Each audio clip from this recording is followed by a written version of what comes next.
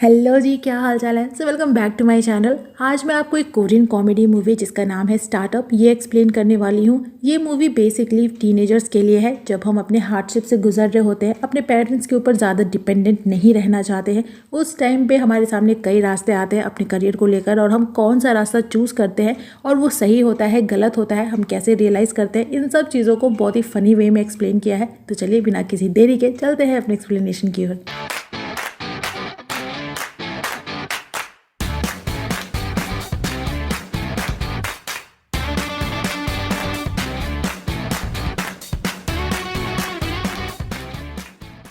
Movie की शुरुआत होती है दो दोस्त गोटेक और सांगपिल से। दोनों अभी हाई स्कूल में हैं, पर अब स्कूल से ड्रॉप आउट होकर अपने लिए कोई जॉब ढूंढना चाहते हैं।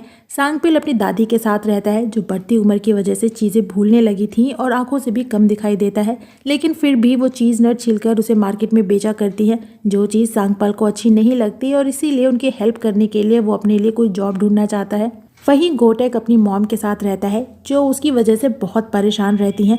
वो उसे कॉलेज भेजना चाहती है, पर गोटेक है कि उनकी सुनता ही नहीं। उसकी मॉम कभी वॉलीबॉल प्लेयर हुआ करती थी, लेकिन अब एक रेस्टोरेंट में काम करती हैं। वो अपना खुद का एक रेस्टोरेंट भी खोलना चाहती है, पर ऐसा नहीं कर पाती क्योंकि घर के खर्चे और गोटेक के स्कूल फीस के बाद उनके पास पैसे ही नहीं बचते। और ये चीज़ गोटेक भी अच्छे से समझता है, और इसीलिए स्कूल कॉलेज ना जाकर अपने लिए जॉब ढूंढना चाहता है। और इस बात को लेकर दोनों माँ बेटे में हर रोज लड़ाई होती है, और उसकी मॉम अपने वॉलीबॉल के स्किल्स उसके गालों पे इस्तेमाल करती है और उसे ऐसा थप्पड़ मारती है कि बेचारा जमीन पे ही धराशायी हो जाता है। तो एक दिन वो डिसाइड करता है कि वो घर छोड़कर भाग जाएगा, दूसरे शहर जाएगा, अपने लिए कोई जॉब ढूंढेगा और खुद को प्रूफ करेगा। हालांकि उसका ऐसा करने से उसकी मॉम हर्ट तो होती हैं, पर फिर भी उसे मैसेज करती हैं कि अगर वो स्कूल नहीं जाएगा, उनकी बातें नहीं मानेगा, तो वो दोबारा घर वापस ना आए। वहीं गोटेक जॉब के लिए दूसरे शहर पहुंच जाता है, जहां बस स्टैंड पे ही उसे सो क्योंग नाम की एक लड़की मिलती है, जो 16 साल की है, और वो भी यहां अपने लिए कोई जॉब ढूंढने आई है। और गोटेक उसे कुछ देर तक ध्यान से देखता है, देखता क्या है, घूरता है, क्योंकि वो बहुत ही अजीब थी। और सो क्योंग उसे जोर से किक मारती है और गोटेक भाई साहब वहीं ढेर हो जाते हैं। दरअसल सो क्योंग एक बॉक्सर भी है, और यहाँ इस पॉइंट पे मैं अच्छे से समझ गई थी कि भाई साहब पूरी फिल्म में पिटने वाले हैं। खैर, किसी तरह वो रात गुजारता है और अगले दिन एक चाइनीज रेस्टोरेंट में आता है, जहां उसे डिलीवरी बॉय की जॉब मिल जाती है और साथ ही रहने और खाने की जगह भी मिल जाती है। वहीं सांगपिल को देखते हैं, जिसे किम नाम का एक आदमी अपने बॉस से कह के अपने साथ जॉब पे रख लेता है। दरअसल किम एक लोन शार्क के लिए काम करता है, जो लोगों को हाई इंटरेस्ट पे पैसे देते हैं, और पैसे टाइम पे ना चुका पाने पे लोन शार्क के आदमी उन क्लाइंट्स को मार पीट के वो पैसे वसूलते हैं। हालांकि सांगपिल को ये जॉब पसंद नहीं थी, पर जब वो किम के साथ क्लाइंट से पैसे लेने जाता है, तो देखता है कि वो बिना मार पीट के शांति से उनसे पैसे लेता है, जिसके बाद से उसे भी वो जॉब अच्छी लगने लगती है। वहीं गोटेक की मुलाकात जियोसॉक नाम के एक आदमी से होती है, जो उसी रेस्टोरेंट में शेफ का काम करता है, जिसकी बॉडी को देखकर लगता है कि वो कोई गैंगस्टर है, पर एटीट्यूड से वो बहुत ही गर्लिश और फनी है, और बात बात पे गोटेक को चिढ़ाते रहता है। उसकी नज़रों में गोटेक एक बच्चा है और उसे अभी स्कूल में ही होना चाहिए। दोनों दिन रात आपस में लड़ते रहते हैं। गोटेक बार बार उसे खुद को एक अडल्ट की तरह ट्रीट करने को बोलता है, पर जियोसॉक था कि उसे चिढ़ाने के लिए गोटेक ओप्पा बुलाता है। ओप्पा कोरियन में लड़कियां अपने से बड़े लड़कों के लिए यूज़ करती हैं। उसे पता है कि गोटेक घर से भाग के आया है, तो इसीलिए हर बार उसे घर वापस जाने को बोलता है, और ये भी एक कारण है जिस वजह से वो उसे चिढ़ाता रहता है, ताकि वो परेशान होकर घर वापस चला जाए। गोटेक यहाँ पे दो लोगों के साथ रूम शेयर करता है, एक तो जियोसॉक और दूसरा गोमेन, जो एक शेफ बनना चाहता है, पर अभी वो रेस्टोरेंट में डिलीवरी बॉय का काम करता है। रेस्टोरेंट का ओनर बहुत ही काइंड है और वो गोटेक का ख्याल भी रखता है। उसे भी पता है कि गोटेक घर से भाग के आया है, इसीलिए वो भी उसे समझाता है कि उसे अपनी माँ से नाराज ना होकर उनसे बात कर लेनी चाहिए। एक दिन गोटेक एक डिलीवरी देने जाता है, जो कि सो क्योंग ने ऑर्डर की थी, और उसे देखते ही गोटेक का पारा 7वें आसमान पे चला जाता है और वो उसे लड़ने चल देता है और गलती से उसकी अपर बॉडी को टच कर देता है, जिसके बाद तो भाई साहब सो क्योंग उसे जो मारती है कि गोटेक भाई दिन भर वहीं बेहोश पड़े रहते हैं। और रात जब वापस रेस्टोरेंट में आते हैं, तो दिन भर गायब रहने के चलते उनकी आज की सैलरी तो कटती ही है, साथ ही सो क्योंग ने पूरे पैसे नहीं दिए थे, तो वो पैसे भी उसके सैलरी से ही कटते हैं, जिसके बाद तो गोटेक का बस चले तो सो क्योंग को देखते ही उसे खा जाए।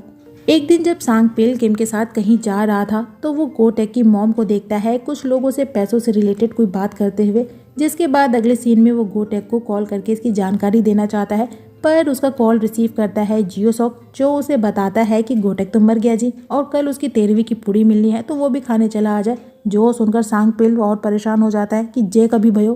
पर तभी गोटेक फ़ोन ले लेता है और सांगपिल को पता चलता है कि जब मजाक से, और उसे उसकी मॉम की बातें बताता है कि शायद से वो किसी प्रॉब्लम में है। पर गोटेक उनसे अभी भी इतना नाराज़ था कि वो इस बात पे ध्यान ही नहीं देता। हालांकि वो उनसे बात करना तो चाहता है पर फिर भी उन्हें इग्नोर करता है। वहीं सो क्योंग को देखते हैं जो 2 लड़कियों के साथ एक रूम शेयर करके रहती थी, और एक दिन वो दोनों लड़कियां अपने बॉयफ्रेंड्स को लेकर रूम में आती हैं। जो बात सो क्योंग को अच्छी नहीं लगती और इस चीज़ को लेकर उनके बीच में बहस भी होती है। और सो क्योंग जो खुद को एक बेहतरीन बॉक्सर मानती है, वो उन दोनों आदमियों से अकेली ही भिड़ जाती है। पर जब उनका सामना नहीं कर पाती तो वहाँ से भागती है और वो दोनों आदमी भी उसका पीछा करते हैं। भागते भागते सो क्योंग गोटेक के रेस्टोरेंट के सामने से भी गुजरती है, और जैसे ही गोटेक की नज़र उस पर पड़ती है वो भी अपना बदला लेने के लिए उसके पीछे भागता है। लेकिन जब 2 और लोगों को उसका पीछा करते देखता है तो समझ जाता है कि मामला कुछ गड़बड़ से। तभी वो दोनों आदमी सो क्योंग को जबरदस्ती एक कार में बैठाने लगते हैं, जो देखकर गोटेक उसकी हेल्प करने जाता है। पर बेचारे की कुंडली में सिर्फ पिटना ही लिखा है, तो वो हेल्प के लिए जियो सोक को बुलाता है, जो उल्टा उनसे छुपने लगता है। तो गो मैन हेल्प के लिए आता है, वो भी फ्लोर से भरा हुआ फ्राई पैन लेकर, और वो फ्लोर भी वो उन दोनों आदमियों की जगह वो गोटेक के ऊपर ही फेंक देता है। पूरी कुंडली ही खराब है। खैर, इतने सारे शोर शराबे की वजह से आसपास के सभी लोग इकट्ठा होने लगे थे, जिस वजह से दोनों आदमी चुपचाप वहां से चले जाते हैं। उसके बाद सो क्योंग भी वहां से जाने लगती है, तो गोटेक देखता है कि उसके पैरों में शूज नहीं है, तो वो उसे अपने शूज दे देता है और बोलता है कि अभी उसका उधार उस पर खत्म नहीं हुआ है, वो अपना बदला जरूर लेगा। और बाद में जाकर जियो सोक को खूब सुनाता है कि ऐसे तो वो बड़ा 30 मार्का बनता है, पर जब हेल्प करने की बारी आई तो वो छुप गया। जिस पे जियो सोक बस इतना बोलता है कि हर किसी के अपने अपने कारण होते हैं। उसके बाद से दिन बीतते जाते हैं। गोटेक अपने आप को काम में इन्वॉल्व कर लेता है। उसकी मॉम भी खुद का एक रेस्टोरेंट खोल लेती है। वहीं सांगपिल भी अब अपनी दादी माँ का अच्छे से ख्याल रख पा रहा था। अपनी लाइफ और अपनी जॉब दोनों से खुश था। गोटेक और उसकी मॉम एक दूसरे को मिस करते हैं। गोटेक उनसे बात करना चाहता है पर फिर भी नहीं करता। वहीं उसकी मॉम हर रोज़ काम पे जाने से पहले उसके लिए भी खाना बना के जाती हैं, इस उम्मीद में कि एक दिन वो वापस ज़रूर आएगा। एक दिन गोटेक सो क्योंग को उसके फूड की डिलीवरी देने जाता है और फिर से उसके चेहरे पे चोट के निशान को देखता है, तो बोलता है कि उसे भले ही बॉक्सिंग के 1-2 स्टेप्स आते हों, इसका मतलब ये नहीं है कि वो हर किसी से पंगा लेती रहेगी।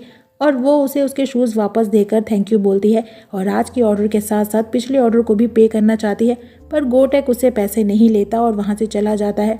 अगले सीन में उसे उसकी फर्स्ट सैलरी मिलती है और जियो सोक फिर से उसे चिढ़ाता है कि वो तो बड़ा ही शूरवीर निकला, उसके इतने चिढ़ाने के बावजूद भी वो लंबा टिक गया, तो अब तो उसे ट्रीट देनी चाहिए। जिसके बाद सभी को साथ में ड्रिंक करते देखते हैं और रेस्टोरेंट ओनर गोटेक से बोलते हैं कि उसे उसकी मॉम से मिलने जाना चाहिए, वो उसके लिए परेशान हो रही होंगी। पर गोटेक मना करता है और बोलता है कि जब भी दोनों साथ होते हैं दोनों की लड़ाई होती है, और वैसे भी जब से वो यहाँ आया है उसकी मॉम ने उसे एक बार भी कॉल नहीं किया। जो सुनकर जियो सोक उसे ताना मारने के लिए बोलता है कि उसे घर जाने की कोई ज़रूरत नहीं है, और एक दिन जब उसकी मॉम मर जाए तो वो उनके फ्यूनरल में जाके उनके कॉन्डोलेंस का पैसा, उनके लाइफ इंश्योरेंस का पैसा, ये सब क्लेम कर ले। आखिर बेटे इसी दिन के लिए तो होते हैं, और उसे जोर से एक पंच मारता है, जिसके बाद तो गोटेक भाई साहब 4 फीट दूर जा गिरते हैं। पर फिर भी नशा नहीं उतरता और वो जियो सोक को फाइट के लिए इनवाइट करता है, तो वो हाथ उठाकर उसकी तरफ भागता है, जो देखकर गोटेक वहाँ से भाग जाता है। लेकिन अगले दिन वो वापस घर आता है, जहाँ वो देखता है कि उसकी मॉम आज भी उसके लिए खाना बनाती हैं। वो अपने दोस्त सांगपिल से भी मिलता है और उसे पता चलता है कि वो एक लोन शार्क के लिए काम करता है, तो उसे ऐसी जॉब करने से मना करता है। पर सांगपिल को अब अपनी जॉब में कोई बुराई नहीं दिखती, उल्टा उसे लगता है कि वो लोगों की भलाई का काम कर रहा है, जो ज़रूरत पड़ने पर उन्हें लोन देते हैं और टाइम पे उनके पैसे जाकर शांति तरीके से वापस लेते हैं। उसके बाद गोटेक अपनी मॉम से मिलने उनके रेस्टोरेंट भी आता है, जो पहले तो उस पर नाराज़ होती हैं कि वो कहाँ गायब हो गया था, और गोटेक बोलता है कि उन्होंने ही तो कहा था कि वो घर लौटकर वापस ना आए, तो अब वो जहाँ कहीं भी है वो खुश है और अब वो जॉब भी करता है।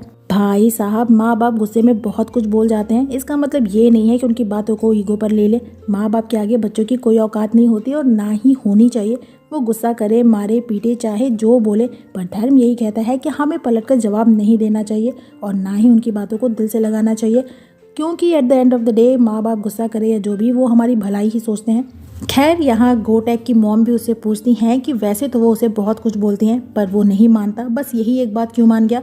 जिस पे गोटेक बोलता है कि पढ़ाई उसके बस की बात नहीं है, वो जॉब करना चाहता है, प्लस उसे पता है कि वो भी अपनी लाइफ में कुछ करना चाहती हैं पर उसकी वजह से नहीं कर पाती, तो इसीलिए वो यहाँ से भाग गया ताकि वो उसकी फिक्र छोड़कर अपनी लाइफ के लिए भी कुछ कर पाए।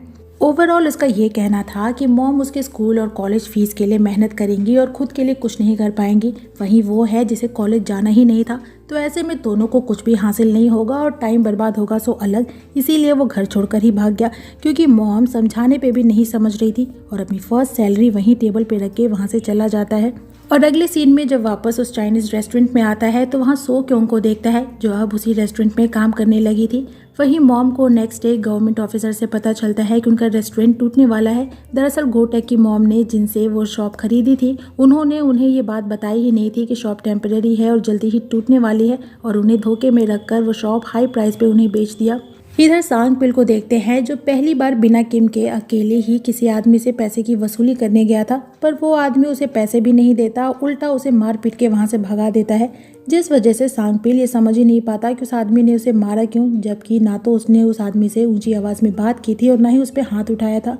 वो इस बारे में गोटेक से भी बात करता है, जो उसे एक बार फिर से समझाता है कि वो इस जॉब के लिए सुटेबल नहीं है, वो इसे छोड़ दे, प्लस इस जॉब में खतरा भी है। पर सांग पिल ये मानने को तैयार ही नहीं था कि वो ऐसी जॉब नहीं कर सकता है जहां लोगों को एक तरीके से ठग कर उनसे पैसे वसूले जाते हैं।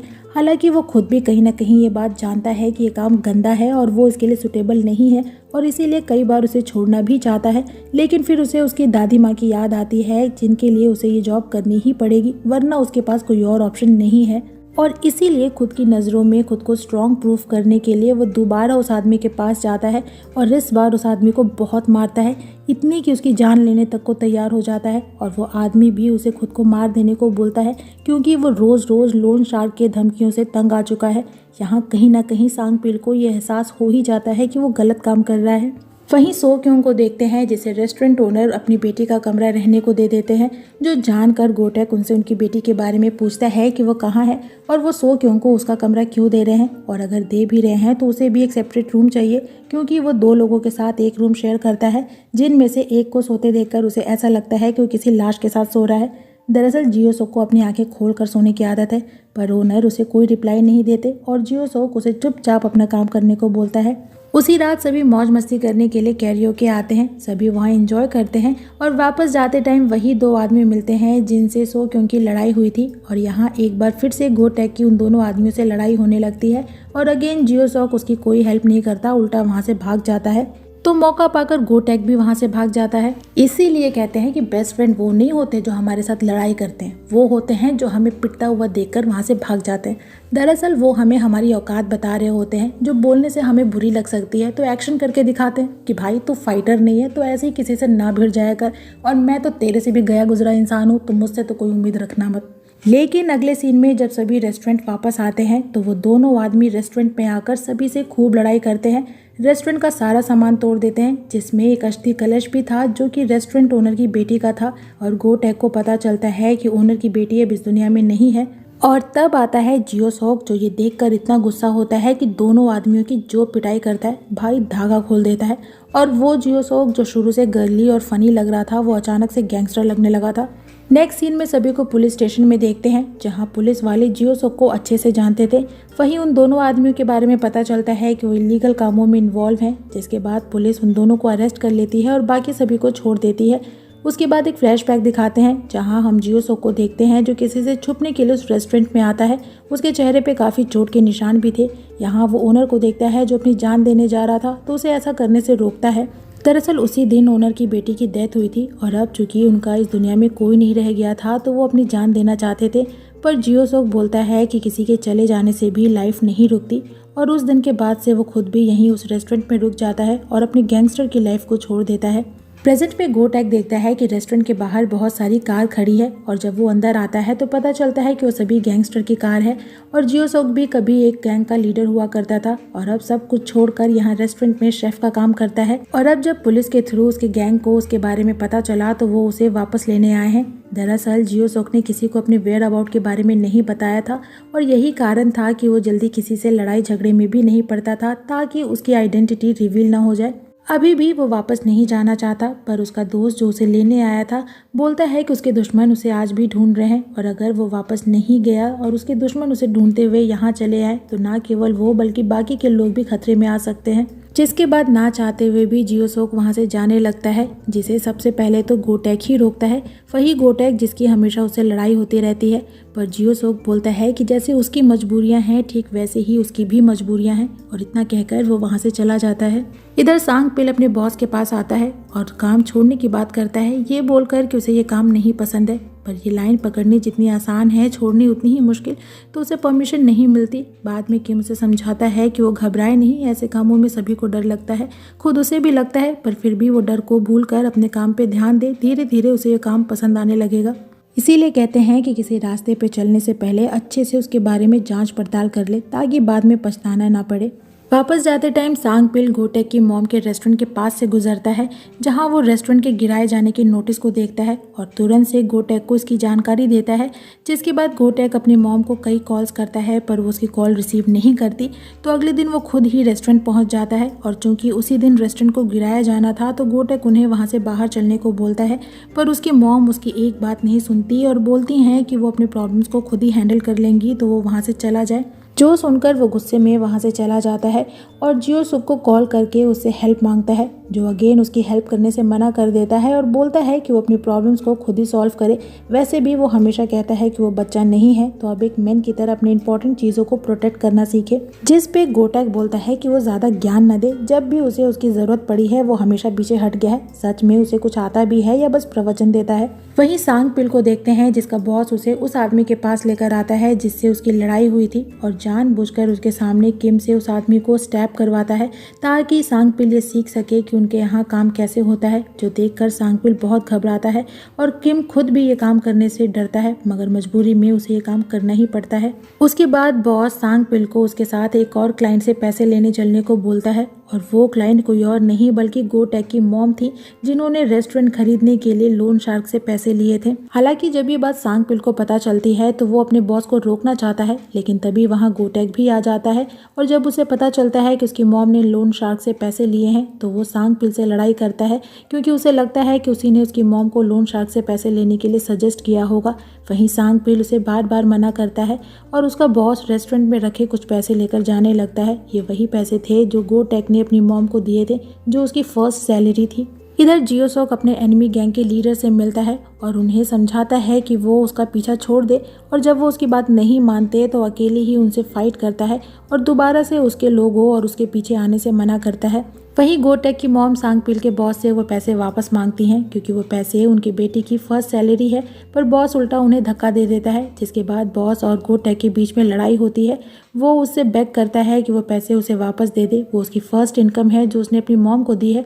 उसकी मॉम उसकी वजह से बहुत परेशान रहती हैं, तभी उन्होंने उनसे पैसे भी उधार लिए हैं और वो उसके सारे पैसे लौटा देगा। लेकिन सांग पिल का बॉस किसी की नहीं सुनता और पैसे लेकर जाने लगता है, तो सांग पिल बहुत ही हिम्मत करके उसे लड़ाई करने की कोशिश करता है, पर वो भी उसके सामने नहीं टिक पाता। जिसके बाद मॉम अपने असली अवतार में आती हैं। उनके अंदर का वॉलीबॉल प्लेयर जागने लगता है और वो जोर से घुमाकर एक थप्पड़ बॉस को मारती है, और बॉस भाई साहब वहीं साफ हो जाते हैं। किसने कहा कि मॉम के थप्पड़ किसी को नहीं सुधार सकता। उसके बाद कहानी कुछ आगे आती है। गोटेक की मॉम का रेस्टोरेंट अब टूट चुका है। उन्होंने घर के डिपॉजिट को निकालकर सारे लोन भी भर दिए हैं, और अब दोनों नए घर मिलने तक सांग पिल और उसकी दादी के साथ रह रहे हैं। वहीं सांग पिल ने भी अपनी जॉब छोड़ दी है और किम भी जॉब छोड़कर अपने खुद का बिजनेस स्टार्ट कर चुका है। वहीं जियो सोक भी वापस से उस चाइनीज रेस्टोरेंट में वापस आ चुका है, यानी गैंग छोड़कर परमानेंट शेफ बन चुका है, और सो क्योंग भी वापस से स्कूल ज्वाइन कर चुकी है। उसके बाद दिखाते हैं गोटेक और उसकी मॉम को, जो अब अपने नए घर में आ चुके हैं। उसने स्कूल तो फिर से ज्वाइन नहीं किया, क्योंकि अभी भी वो अपना कुछ स्टार्ट करना चाहता है, पर इस बार अकेले नहीं बल्कि अपने मॉम के साथ मिलकर करना चाहता है। और इसी के साथ ये मूवी यहीं पे ख़त्म हो जाती है। तो इस मूवी की एक्सप्लेनेशन यहीं पे होती है ख़त्म। आपको मूवी कैसी लगी कमेंट सेक्शन में ज़रूर बताइएगा। वीडियो अच्छा लगे तो वीडियो को लाइक कीजिएगा, फ्रेंड्स के साथ शेयर कीजिएगा, और मुझे इनकरेज करने के लिए मेरे चैनल को ज़रूर सब्सक्राइब कीजिएगा। मैं आपसे मिलूंगी नेक्स्ट वीडियो में नेक्स्ट एक्सप्लेनेशन के साथ। तब तक मैं खूब सारा ख्याल रखिए। सायोनारा।